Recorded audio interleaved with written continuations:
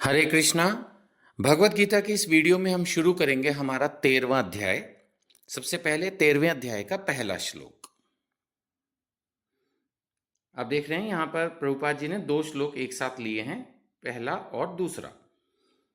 तो यहाँ पर श्लोक की शुरुआत में अर्जुन जी कह रहे हैं कि हे कृष्ण, मैं प्रकृति एवं पुरुष अर्थात भोक्ता, क्षेत्र एवं क्षेत्रज्ञ तथा ज्ञान एवं ज्ञेय के विषय में जानने का इच्छुक हूं। यानी यहां पर अर्जुन जी भगवान से 6 चीजों के बारे में पूछ रहे हैं। सबसे पहले कि प्रकृति कौन है, फिर दूसरा पूछ रहे हैं इस प्रकृति को जो एंजॉय करता है भोक्ता पुरुष वो कौन है, तीसरा क्षेत्र क्या है, चौथा क्षेत्र को जानने वाला क्षेत्रज्ञ कौन है, पांचवा ज्ञान क्या है, और छठा ज्ञान का उद्देश्य ऑब्जेक्ट ऑफ नॉलेज ज्ञेय। मैं इनके बारे में जानना चाहता हूं। तो भगवान इन सभी प्रश्नों के उत्तर अर्जुन को देंगे। भगवत गीता में आपने देखा अर्जुन ने जो भी प्रश्न किए भगवान ने हमेशा बड़े डिटेल में उसका उत्तर दिया है। तो इन प्रश्नों का उत्तर भी हमें इस अध्याय में मिलेगा।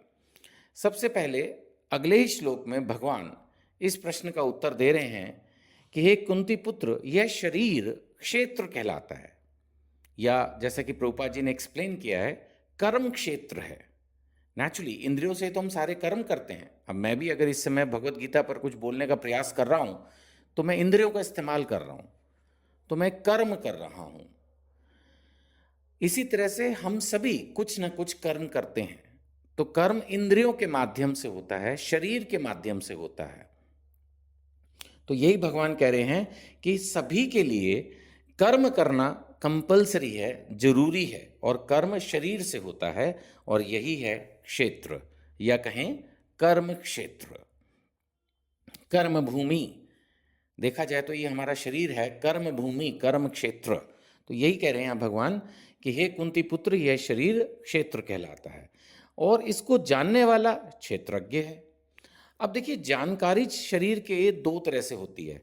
कुछ तो ये सोचते हैं कि मैं एक शरीर हूं, यानी वो अपने आप को इस शरीर से आइडेंटिफाई करते हैं और उनको ये लगता है बस मैं ये एक शरीर हूं। आत्मा के विषय में लोग नहीं जानते और उनको लगता है बस जो मैं कर्म कर रहा हूं उसके अनुसार मुझे फल मिलता जाएगा इसी जन्म में।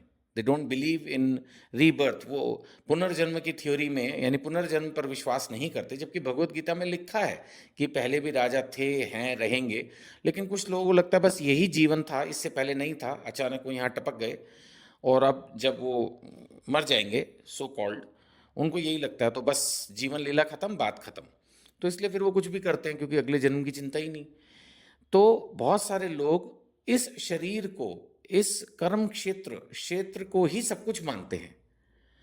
लेकिन जो ढंग से समझता है कि आत्मा भिन्न है, जीव अलग है ना, और भगवान अलग है। हम कितना, अब तो 12वें अध्याय तक पढ़ा है इस कंसेप्ट के ऊपर बहुत अच्छे से, जो है पहले भी हमने अध्ययन किया था कि हमारे इस शरीर में जो भौतिक तत्व हैं, इसके अलावा मन, बुद्धि और अहंकार, माइंड, इंटेलिजेंस, फॉल्स ईगो भी है, और फिर आत्मा भी है, जीवात्मा भी कह सकते हैं। तो जो ये पूरी तरह समझता है वो भी क्षेत्रज्ञ है, और जो इस शरीर को ही सब कुछ समझता है वो भी। तो यानी जो इस शरीर को समझता है, आप समझ तो दोनों की है, एक की गलत है समझ, एक की सही है, लेकिन समझ तो है।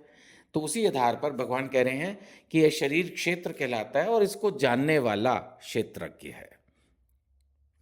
तो आगे अगले अनेक श्लोक आएंगे जिसमें भगवान अर्जुन जी के बाकी प्रश्नों के उत्तर भी देंगे। हरे कृष्णा।